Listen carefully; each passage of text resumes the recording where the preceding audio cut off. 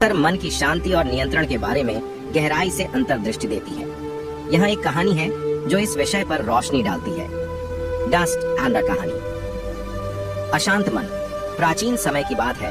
बुद्ध अपने शिष्यों के साथ एक गांव में प्रवास कर रहे थे। गांव के लोग बुद्ध के प्रवचनों से बहुत प्रभावित थे और उनकी शिक्षाओं को सुनने के लिए हमेशा उत्सुक रहते थे। एक दिन गांव का एक युवक बुद्ध के पास आया। वह बहुत ही परेशान और अशांत था।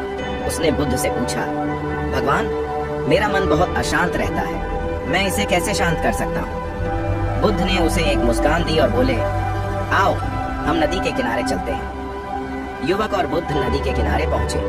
वहां एक पेड़ के नीचे बैठकर बुद्ध ने उसे एक बर्तन में पानी भरकर लाने के लिए कहा। युवक बर्तन में पानी भरकर लाया। बुद्ध ने कहा, अब इस बर्तन को अच्छे से हिला दो।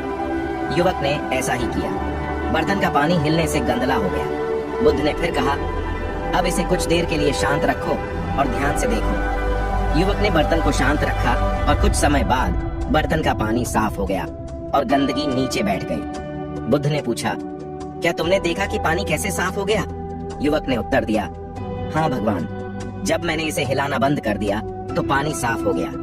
बुद्ध मुस्कुराए और बोले, ठीक वैसे ही जब तुम अपने मन को अशांत करते हो तो यह गंदला हो जाता है, लेकिन जब तुम इसे शांत रहने देते हो तो यह साफ हो जाता है। मन को शांत रखने के लिए ध्यान और संयम की आवश्यकता होती है। युवक ने पूछा, लेकिन भगवान, जब मेरे मन में विचार आते हैं तो मैं उन्हें कैसे रोकूं?